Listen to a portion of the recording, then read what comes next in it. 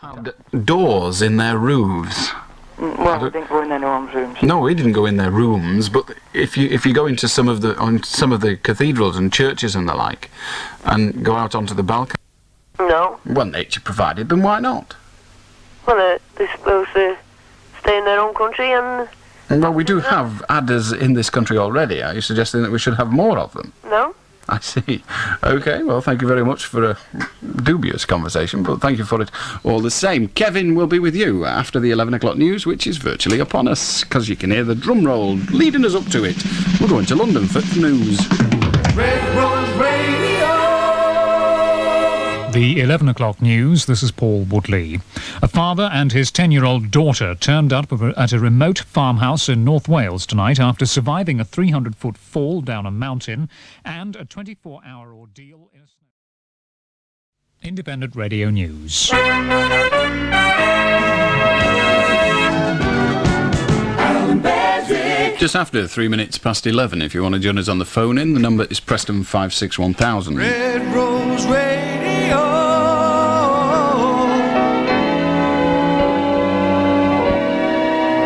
I'll do Kevin.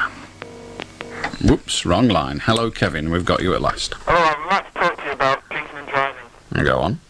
Well, there's a pub in Manchester where what they do is they take the keys off you, your car keys, if you drive, obviously before you start drinking. And if you're not able to drive, after you've been drinking, they won't give you your keys, but arrange taxi service home. I think it's quite a good idea. It's a sensible idea. One wonders why it is necessary for the public house to do it, why the drivers haven't the intelligence to do it for themselves. A lot of them don't have it, so it's going to improve things, not finish it though, is it? Is there any dispute at the end of the evening when people are told they can't have their keys back? Yeah, well, the notice I'm telling you about this, and if you don't agree with it, you don't drink there. That seems perfectly sensible, but if you're sensible enough to choose to drink in such a place, then surely you're sensible enough to make the decision for yourself. You can count how much you've had to drink, you can tell whether you feel drunk or not. Some Indeed. people don't realise that, do they? Sorry? Some people don't realise how drunk they are.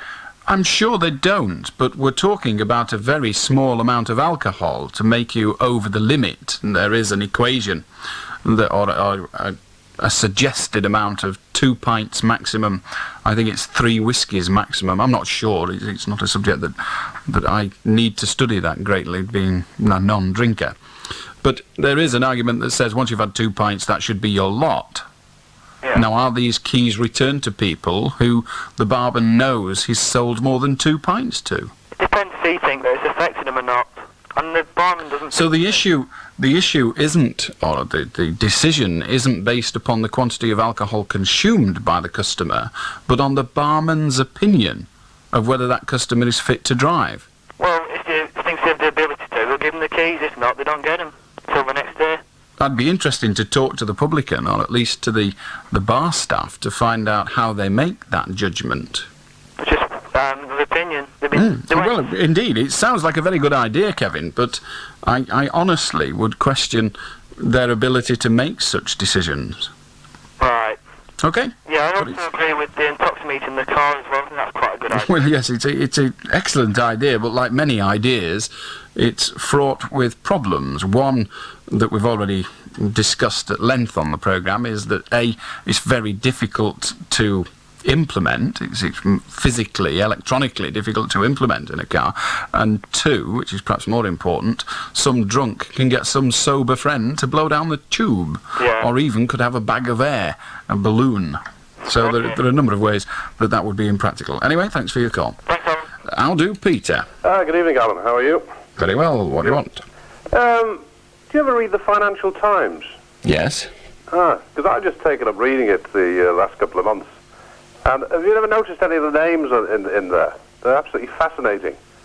Some of the correspondents, like Quentin Peele, Yes, Raymond Snoddy. Yes, they do have extraordinary names. Yeah, and the Kuala Lumpur correspondent, Wong Sulong.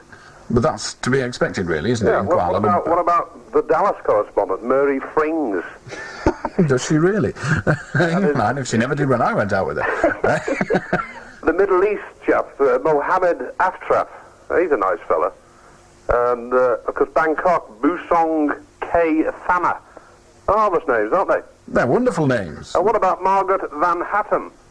Margaret Van Hatten. That sounds like a German hybrid of Mr. Hatton and our beloved Prime Minister. The thought terrifies me. Another chap called Nick Bunker. Nick Bunker. He's had an interesting life, I'll bet. I mean, these are all genuine names. Wouldn't you think that... Well, just a moment, are they? They are. I mean, they're certainly... They're certainly... believe the FT, that. Indeed, but it may well be stories they've been flogged by journalists from other newspapers. From the Sun. Well, I doubt that awfully. I mean, they may carry some of the pictures, but I don't think they're going to carry any of the news they get in the Sun. Indeed, there is a rumour going round that the Sun buy the Financial Times and just cross all the long words out and put in a few dirty words and print the thing the next day. I don't know how true it is. Anyway, Peter, it's a grand comic, is that? It's lovely, isn't it? It's a smarter. Cheers. All the best, lad. Ta-ra. Ta-ra. And for anyone that's never read the Financial Times, allow me to tell you, it isn't just a financial newspaper, although there is a very high proportion of financial news in it. It's also an ordinary newspaper with the daily news. And very good, impartial news it is too. How do John? Hello. Hello. I'd like to talk about... Nothing at all, it would seem. Oh, I thought you cut me off. No, I'd like to talk about... Do you know Longton Bypass at all? Well, I'm aware of its existence and I've been along it. Well, do you know that big flyover bridge there? Yes. Right, at the bottom of that flyover bridge is you're going towards Southport. Going towards Southport? Yeah, you're going towards Southport, right, on Longton Bypass. Go on. And well, at the bottom of there, anyway, I got knocked over when I was 15, right? Yes. And well, that was before the flyover's only just been made. No, I was 1982. I was 15. Well, yes, the flyover has just been opened, so I don't understand where the flyover comes from. Flyover bridge. Do you mean the ordinary bridge over the river? No, I think we've got cross purposes. I think we may well have. No, do you know Liverpool Road? Yes. Yeah, 589, I think. Yes, I know the number, yes. Yeah. Well, you go... Oh, do you know Penworth Mill? There's a big hill, isn't there? Where Yes. that bridge goes over the road. Yeah. You carry on down there towards Southport, Go on. and there's a big flyover bridge, right? And this Longton Bypass. And, What does it fly over, this flyover bridge? well, it used to be a straight road, right? But they had a lot of accidents there, right? What does it fly over? A flyover is a bridge. What does the bridge go over? It goes over an underpass where people can, like, go underneath it. I see. We're making progress. Yeah. So it's not a flyover as such. There's an underpass underneath the road. Well, yeah, but it goes up and down, anyway. However, you were hit by a car in 1982. Yeah, right. Now, I was 15 then, so I could do nothing about it. What do you mean you could do I nothing spent- about it? Well, I spent 6 months in hospital, right? Yes. And, Well, it's now 1986. You spent some time in hospital. You're now a little older and have reached the age of majority. What do you want to know? what I want to know is, right, well, I'm going to tell you about it. He smashed me up pretty bad, right? Well, we're aware of that. You Yeah. wouldn't be telling us if you'd merely sustained one stitch above the eyebrow. Will you tell me what you want to know? Well, he broke me up. No, that you're telling me something that I already know. Will you tell me what you want to know? You presumably have a question at the end of all this. I have. Well, ignore all the information and go to the question. Right. Could I take him to court?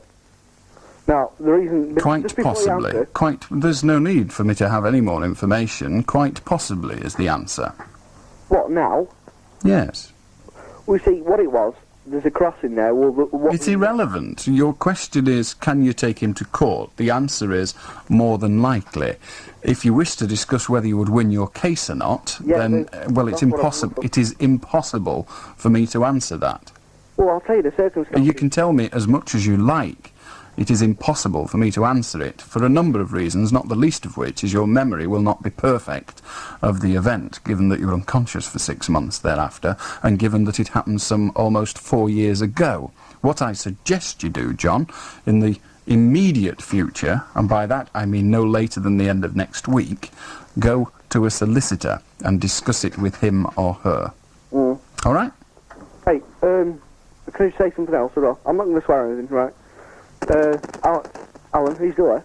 Yes. Well, I'd watch out, right? Because I'm not I'm doing a job. not going to watch out. I have nothing to watch out for. How do Brenda? Hello, Alan. Can I figure a little ditty? As long as it's a little ditty, It's yes. not rude or anything. As long as it's little, yes. All right. I yellow to pluralay, my yellow band yellow and real rested along my nilly. But la the strillings are brelalook and delaloon, it's no low more yellow to milly. I chullalook it, tillaloo, the marrow and the shallow up to silly, what dilly could do. But la the strillings are brelalook, delaloon, it's no low more yellow to milly. Right? Do you like that? Well, That was it. well, it's different. Thank I you. don't think anyone is, a lot of people have heard it. No, I'm sure they haven't, and I'm sure there are a lot out there that don't want to hear it again. I know. Anyway, thank you very much, Brenda. Right. Thank you. Bye. One of us is drunk. I don't think it's me. Here's the latest news from... I'll do Mike. Last night on the radio, Russia said that if we get rid of our nuclear bombs, they won't bomb us. Well, Afghanistan didn't have any nuclear bombs and they got invaded. So when we get invaded... Russia didn't bomb them. I know, but they invaded them. Yes, they did. There are a number of arguments concerning Afghanistan. There are, for example, the three main arguments are that the Russians maintain that the Afghanistan government invited them to offer peacekeeping forces. Now, that is taken with a pinch of salt in the West, but it's believed in the East, and there's no way you or I can know what is the truth. We can have our suspicions. There is the argument that the reason, this is the argument from a Western standpoint, that the reason the Russians wanted to invade Afghanistan, and indeed take over Afghanistan, is because they need a warm water port, because they have only cold water ports on their coastline of their own. So they need a warm water port, and the need for that warm water port is so that they don't become in the winter landlocked and therefore be almost defenceless. Well, if we got rid of our nuclear weapons, which are supplied by America, aren't they? Not all. Well, some of them are. Some of them are, and indeed controlled by America, some of them. Well, if there was going to be a nuclear war, would America bomb us? Would they bomb us? Yeah, for us getting rid of them. I doubt that they would bomb us for getting rid of them in the immediate future. For reasons of my own, I don't think we ought to be too allied to any particular nation. One of the things we've noticed over the past 200 years is that people who were our enemies very quickly become our friends again, and indeed our allies. For example, at the moment, we are allies with West Germany. We've had 2 wars against Germany this year. We are allied in a peculiar sort of way with Japan. We had a war with Japan. We're becoming quite pally with Argentina. We were trying to kill them less than 5 years ago. So I don't think making an allegiance with any nation so permanent or so apparently permanent is a sensible idea. I don't think the way the world is divided up at the moment is going to remain so forever. Well, do you think if we got rid of him, Russia wouldn't invade us? Or bomb us then? I don't think for one moment that Russia would invade if we got rid of our nuclear weapons. Russia has no reason to invade Britain. Thank you very much. You've obviously run out of things to say, which isn't difficult when you're as thick as pig muck. Hello, Vicky. Hello, Alan. Hello, Alan. Yes, we've done that. What do you want? Can I ask you some advice? You can ask. My house is on fire and I don't know what to do. I suggest you leave immediately. How do Gary? Good evening. Comment. Why does the British public consider itself capable of being ripped off during the Christmas and New Year period in restaurants? What do you mean capable of? Well, it appears that it sets itself out, it goes out, it doesn't mind what it pays, it will pay anything for any kind of rubbish that is served up in front of it. Why? I would honestly like to know. I'd like comments from the British public. Why does it do it? Well, I'm not sure that people do. They may well be in a mood of bonhomie and therefore prepared to be more tolerant than normal. I know that I ate in a number of restaurants over Christmas and I was as pedantic about my food as I ever am. I must admit that I had no reason to complain at any of those restaurants, but I paid the price that I normally pay. It wasn't any more expensive. Did you go out on the Christmas Day or the Christmas Eve or the New Year's Eve? I didn't go out on either of those. Christmas Day, I stayed at home and cooked a meal. Well, actually, Vicky cooked a meal. And on New Year's Day, I was working in the daytime. It's just a fact that... Are you suggesting that the Christmas fare served up by restaurants is not up to scratch? It is grossly overcharged. Grossly overcharged. Certainly on a Christmas Day. Yes, but on Christmas Day, they're providing the service. They're not just providing the meal. Yes, but they've got to pay their staff more. If you get somewhere or a restaurant which is quite capable of charging, for instance, £8, £9 for a 5-course meal, why does it suddenly shoot up to £23 on Christmas Day for exactly the same thing? For the very simple reason that they live in the commercial world. And when a thing is available in great quantity, then the price is low. And when things are not that available, then the price is high. That makes perfect sense in this economy of ours, where we work on the basis of supply and demand. If you want to eat on Christmas Day in a restaurant, then you have to pay more than if you wanted to eat there on the 3rd Saturday in July. Yes, but with a certain percentage increase. But when you... Well, Gary, the question surely if you were a restaurateur, you many days of the year lose money. There is 1 or 2 days in the year when you can actually make a lot of money. Would you not do so? No, I personally wouldn't. Well, you obviously have a lot more spirit and bonhomie for your fellow man than I, because if I'd have been invited to do a public appearance on Christmas Day, then I assure you the cost would have been astronomical. So in that case, the British public will continue to be ripped off. Well, I'm not sure that they're being ripped off. It's the case of... You see, I actually believe that if a person goes into a restaurant and says, I want this meal today, they've got the price list outside by law, they've got the price list available to them when they go into the restaurant. It's simple enough to say, I can't afford this, I'm leaving. Now, if when you get it you say it's not worth this, then I'm sorry, the matter has to be taken up with the management there and then.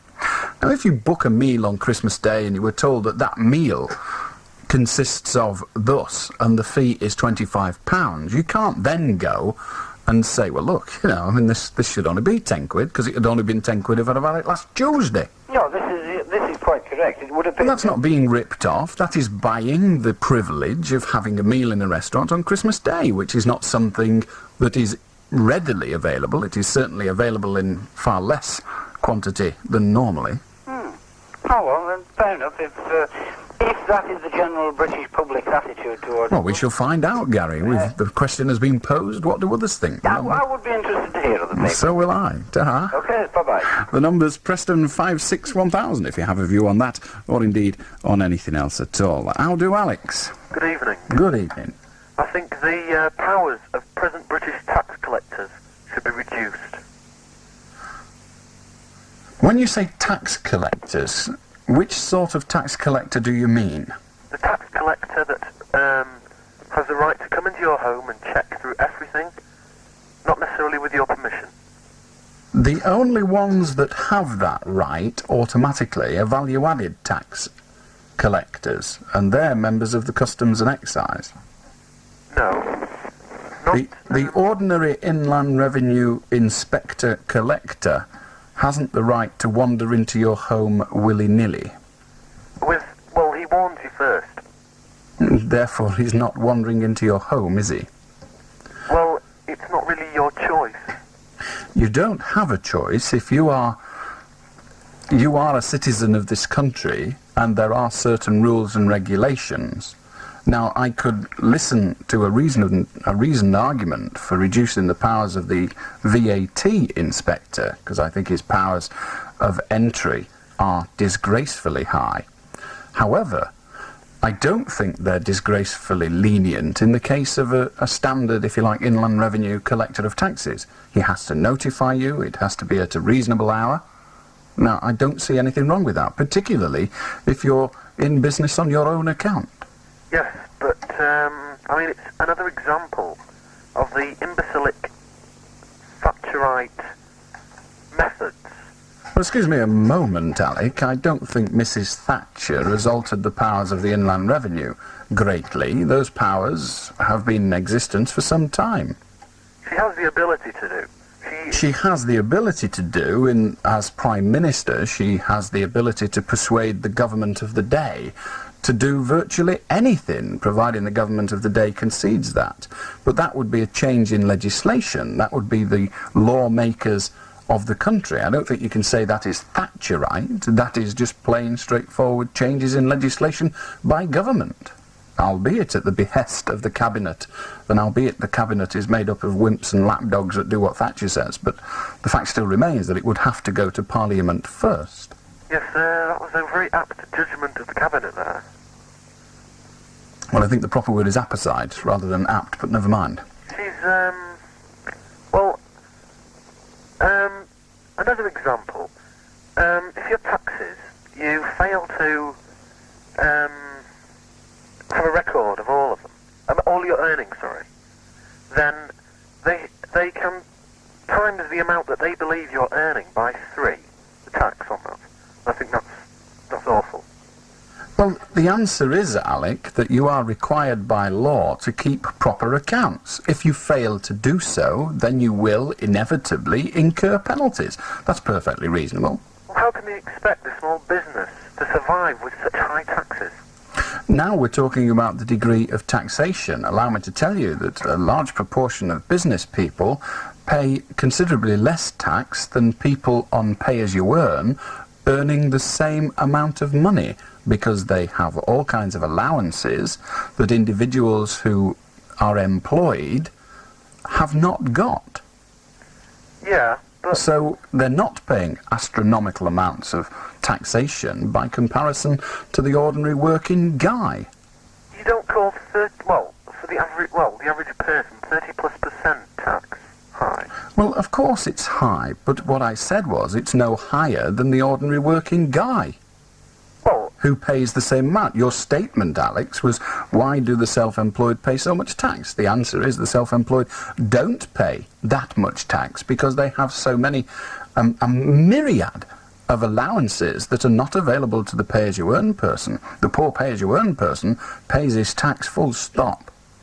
Well, they shouldn't have to pay it, I mean... Well, if nobody paid any tax, we'd be in a bit of a divil, wouldn't we, really? We wouldn't have any of the social services that we have at the moment. We wouldn't need to pay tax if we didn't have the stupid Queen and we cut the... Well, your arguments, Alex, are somewhat tenuous, and I'm not prepared to follow your befuddled mind all the way down its ridiculous spiral, but let me tell you that the Queen, as a straightforward cash transaction, the Queen, in invisible earnings, actually makes a profit. However... Thatcher is a dictator. She is not. She may well, in your view, be a dictator, but that is merely because you have a very poor command of the English language.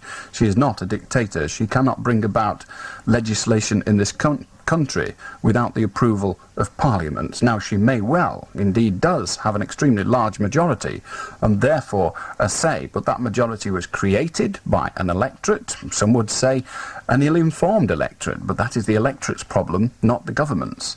And I'm sorry, she has a large majority. She is not a dictator. People of Britain, vote Labour. Well, Alec, your party political broadcast would be all the better for you if you actually understood what you were talking about. People like you representing the Labour Party actually cost them votes. In fact, I think you've just done more for the Tories than you'll ever do for the Labour Party. But thank you for joining us, my befuddled little political friend. High Motors for Ford. Pye Motors of Lancaster and Morecambe are making it much easier for you to afford a new Ford this year. Although officially prices went up on the 1st of January 1986, Pye Motors are still offering 1985 prices. What an amazing deal! Give yourself a great start to the new year with a Ford at 1985 prices. Hurry to Pye Motors while stocks last. Pye Motors, Parliament Street, Lancaster and Northgate, Morecambe. Pye Motors. Shop fronts, tiled stall risers, side pillars, display layouts, recessed arcades, canopies, fascia signs, acoustic ceilings, floor finishes, wall panelling, racking systems. This is just a short list of some of the many tasks undertaken by AE Newby Unifit, shop fitters and more. Numerous major companies and shops already rely on their services. Why don't you? Visit the AE Newby Unifit showroom and see their wide range of gown rails and racking systems, along with fittings for all types of shops. Contact the specialists, AE Newby Unifit, on Preston 562311. That's Preston 562311. AE Newby Unifit, shop fitters and more. Allan Beswick. Red Rose Radio. It may not surprise you to discover that our last caller, of which you probably heard none, was a gentleman called Paul, and by an amazing coincidence, he had a Scouse accent and a mouth like a sewer. Nonetheless, you don't have to tolerate him, do you? Lee will be with you quite soon. Prior to that, we shall make some brass. It's far better than talking to some of the vomit from Liverpool. Here's the latest news from John Wilding. How do, Lee? Lee isn't with us, or is he on line 3? Hello, Tim. Hello, Alan. Hello. Can you tell me when you're on the telly, please? I don't know when I'm on the telly. Oh, alright then, Al. As soon as I know, assuming I find out in advance, I'll be sure to tell you. Alright, All right. Al. Ta-da. I'll do, Paul. Into it Lancashire, loud and clear. 301 Red Rose Radio.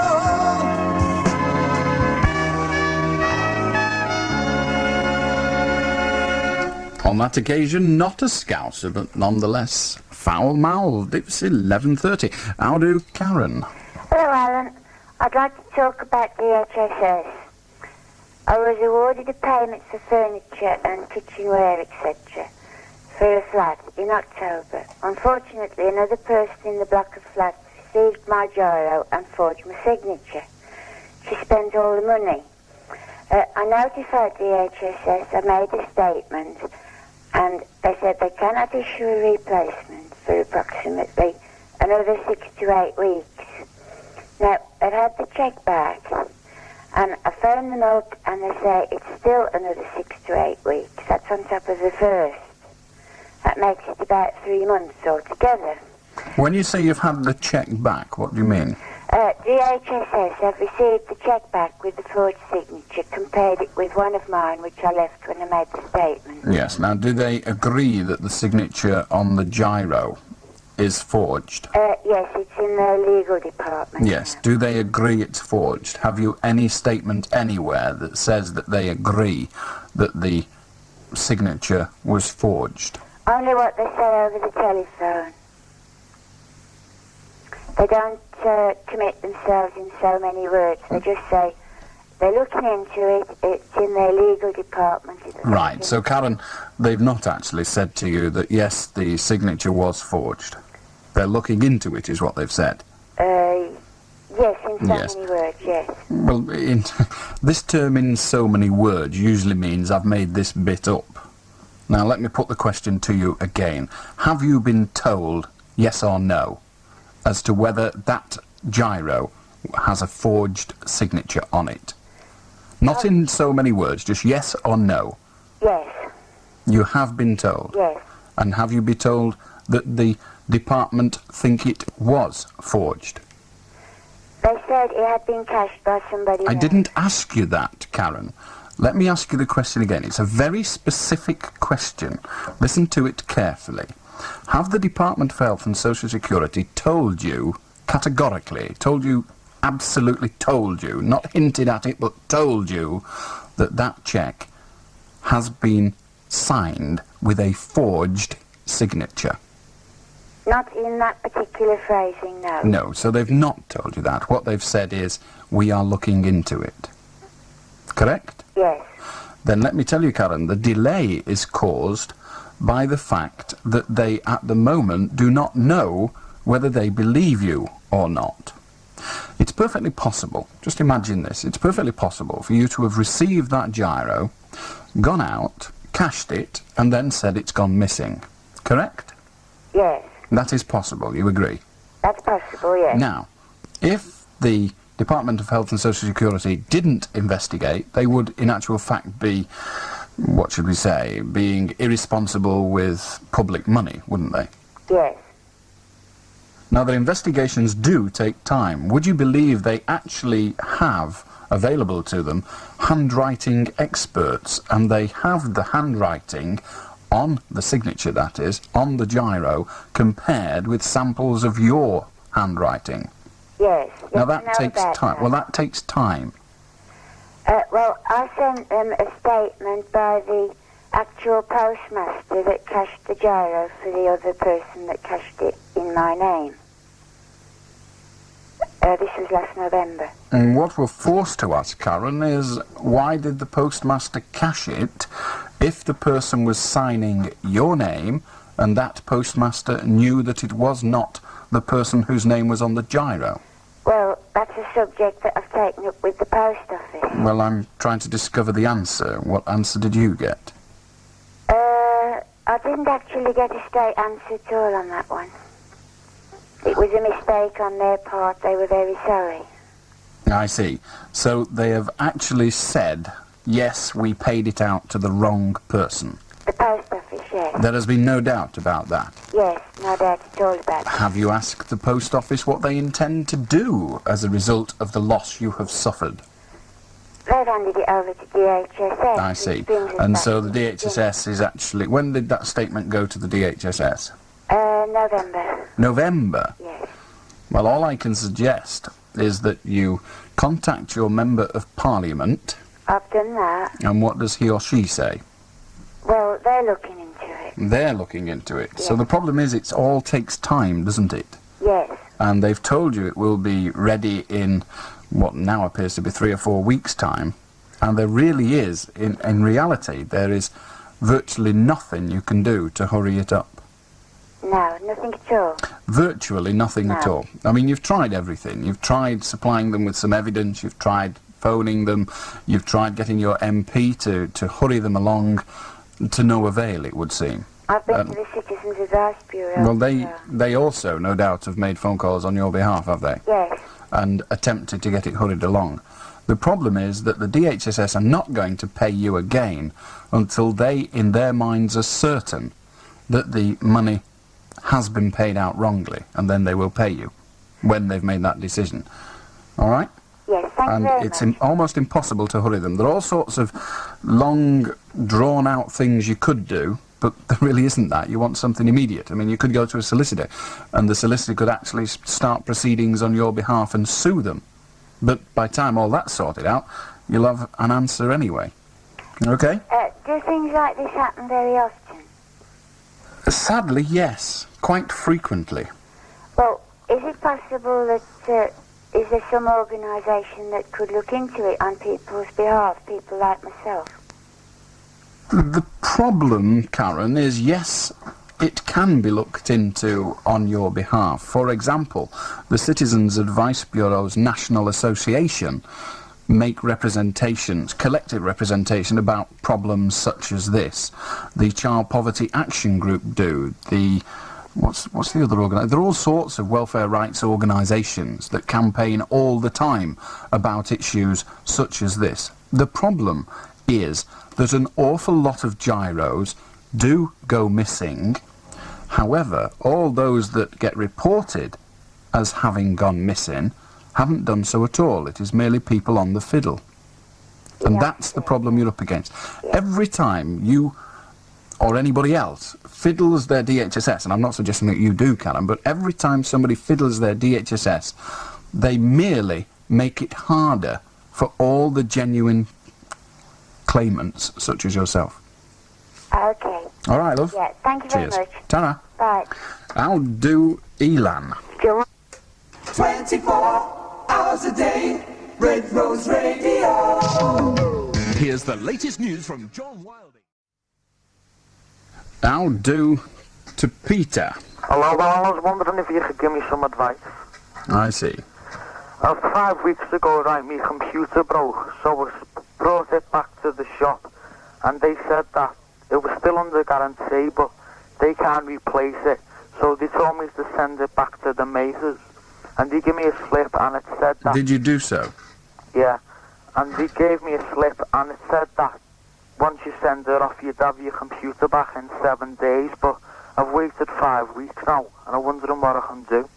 Well, first of all, a piece of information that is of no use to you at all, Peter, but I'll give the information for everybody else, and that is if you buy something from a retailer, from a shop that normally sells those things, if you go along, buy it, and then some short time later it is faulty, it is the shop's job to replace it, not the manufacturer's, the shop's. Full stop. There's no argument about that.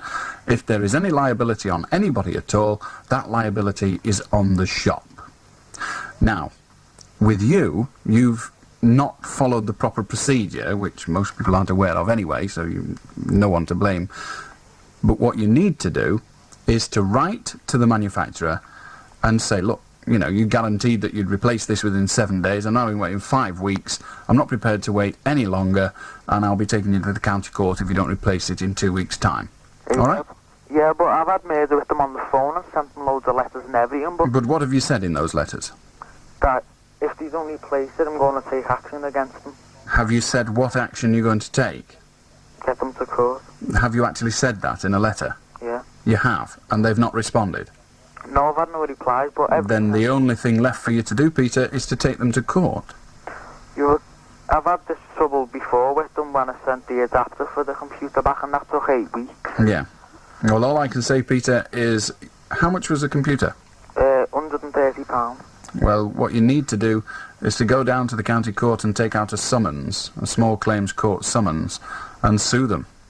Yep. Sorry, but that's all that's open to you. Hang on, but can't I do anything to say that they've been lying, saying it's 7 days?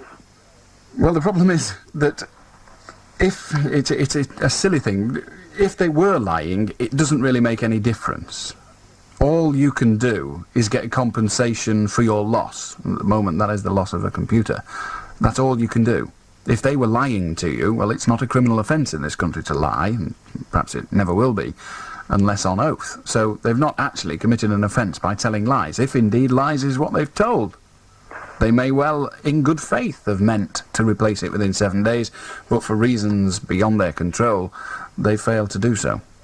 Yeah, but you know when they say, when I phoned them up last time about the adapter, they blame the post office saying it was lost in the post. Well, yes, that's an old argument. I must admit, I've used it myself on more than one occasion. It is an old argument. There's very little you can do, Peter. All the rules and regulations, all your rights are created between you and the supplier, you and the person who actually bought it off. Now, you, through lack of knowledge, no fault of your own, but through lack of knowledge, have chosen to go direct to the manufacturer. And that is not as simple a job as normally. There are statutes, there are actual laws that tell you your rights if you buy off a retailer.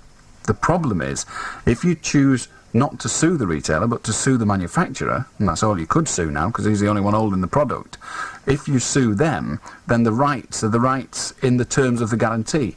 There are no extra ones. The guarantee cannot reduce your rights, but it cannot increase them either, unless it chooses to do so. Yeah, but... The answer is you've got to sue the manufacturer.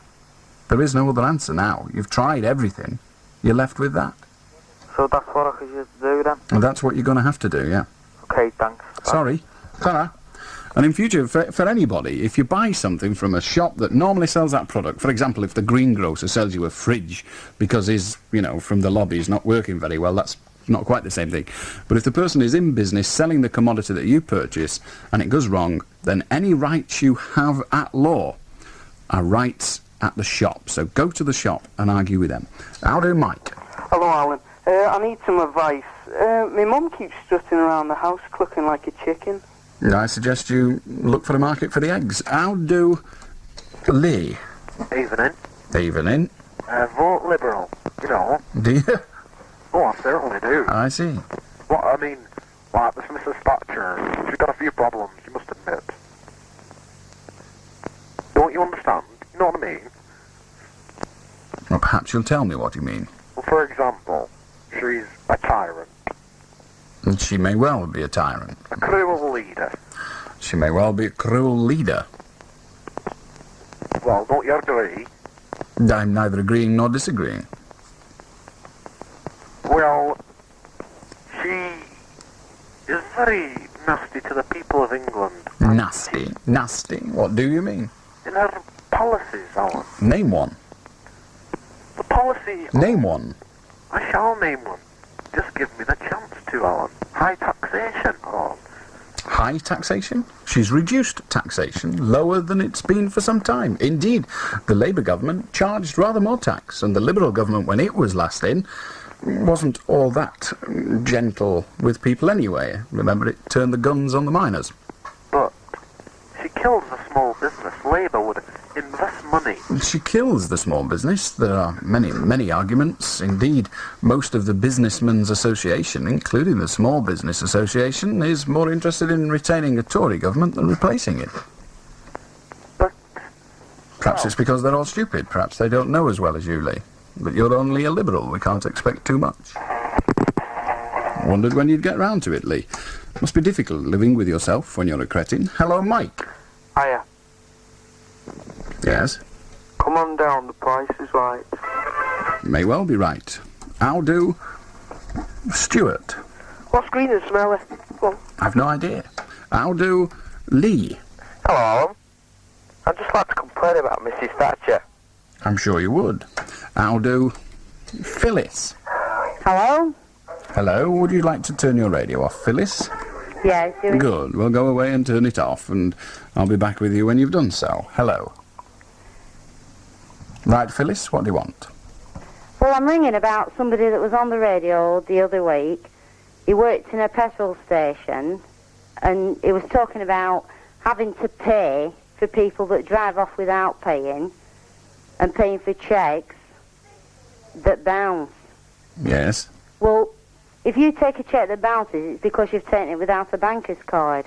Because there's very few people who are going to put more than £50 worth of petrol in a day. Indeed, that's not always so, believe it or not. There are certain cases in recent years where checks, even though covered by a banker's card, have bounced.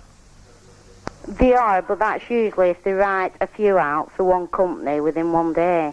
Well, that may or may not be the case. I have actually been involved in cases where, actually involving petrol stations, to be honest, where checks have bounced that were covered in the normal way with a banker's card. The banker's card is not a total guarantee that that check will be paid. It ought to be, but it isn't. There are loopholes. Well, I didn't know there were. Well, there are. Well, can you tell me what the loopholes are? No. No. That wouldn't be a wise But I move, would always it? thought that as long as you took a cheque that was covered by a banker's card, and the date hadn't expired, well, that's supposed to be what a banker's card is for, isn't it? That is supposed to be what a banker's card is for, but bankers often don't honour, not often, but occasionally do not honour cheques, even though they were presented at the time with a banker's card. And then Very again, occasionally, but it does happen.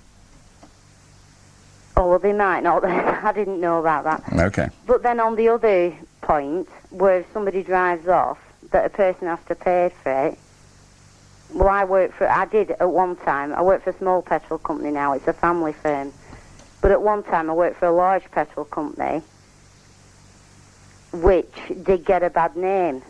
But I think that if you're doing your job properly, and if you're prepared to pay that money every week, which where I work they did do, then, if you haven't had that money, you're not going to pay it, are you? The problem is, Phyllis, that people starting jobs, and with jobs so difficult to get these days, people do start jobs and sign anything.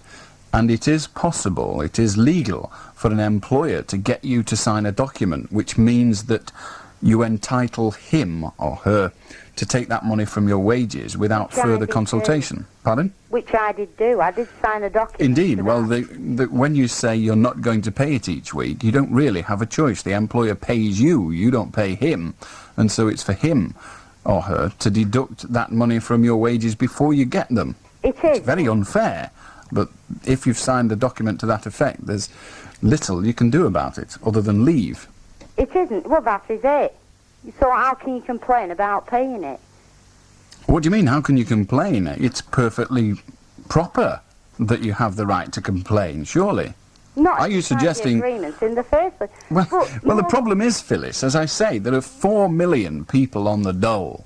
And when someone gets the opportunity of a job these days, they're so pleased about that, they're so cock-a-hoop about that, that they will sign anything to get that job.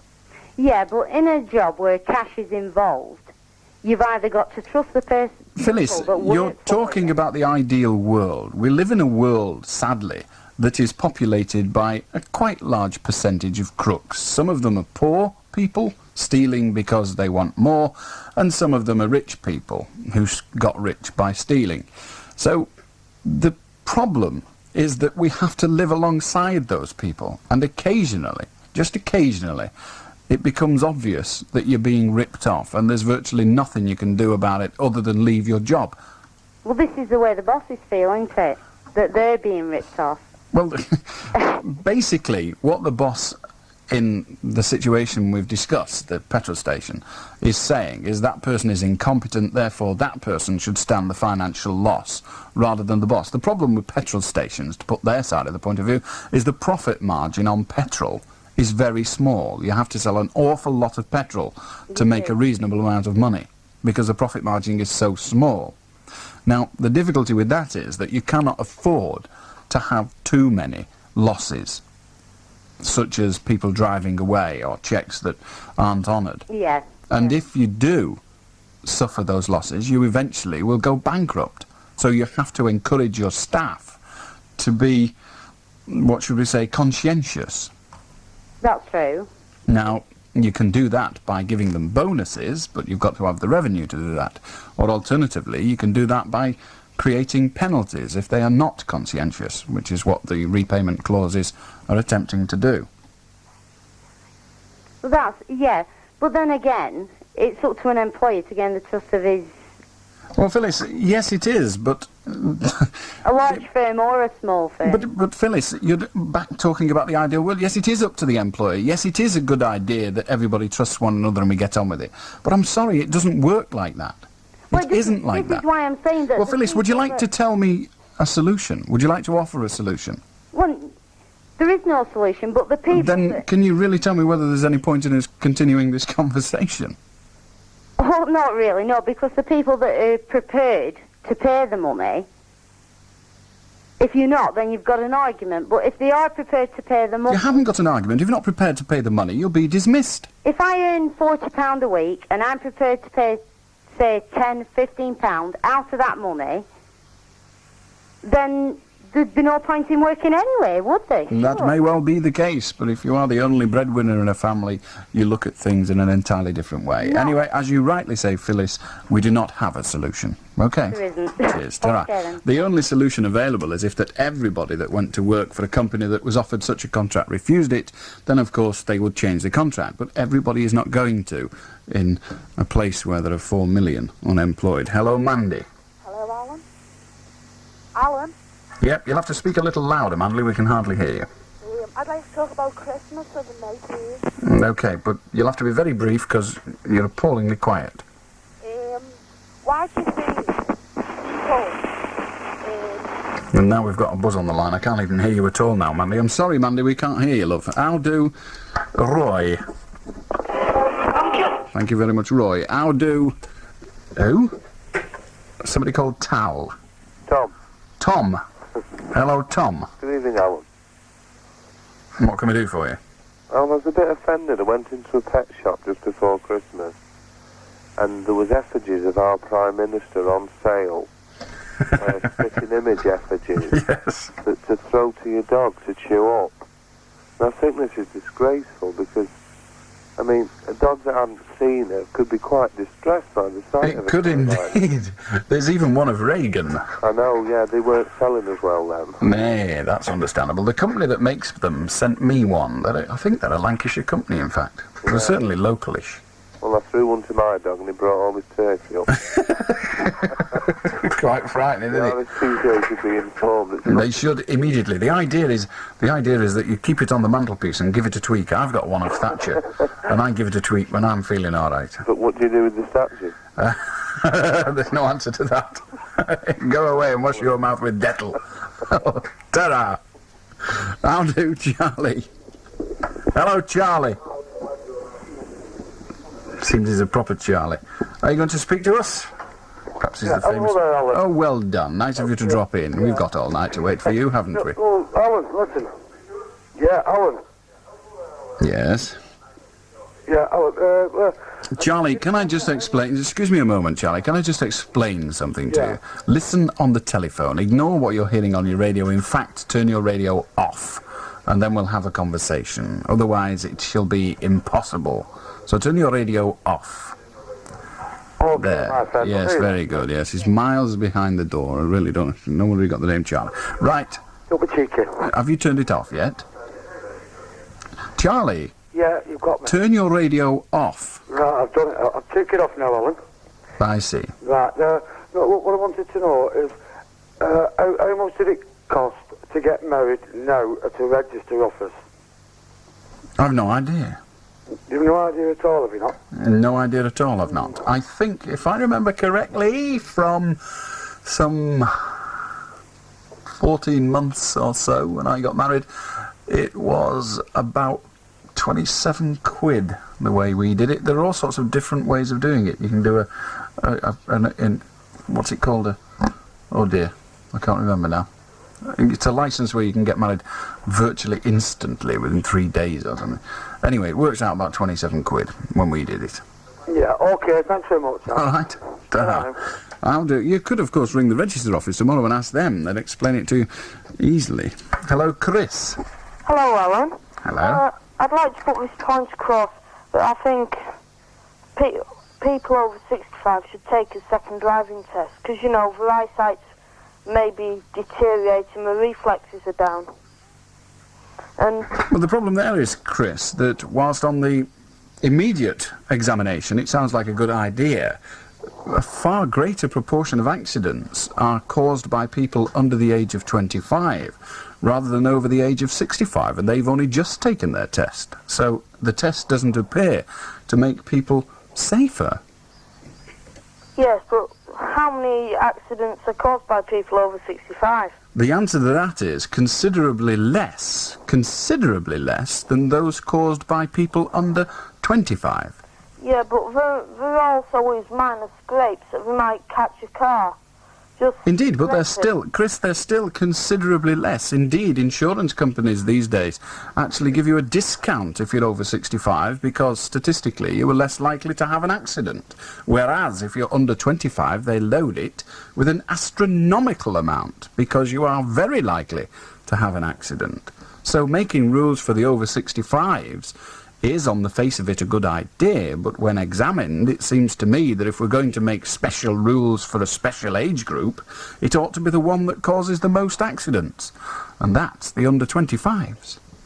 Okay, hypothetically, of course, and I'll put this point across, Bertha Bod is nearly blind. She's driving out of a drive in a little mini turbo, belts into a car behind of a person, say, 18. Now, who will have to pay for that? Who will get more?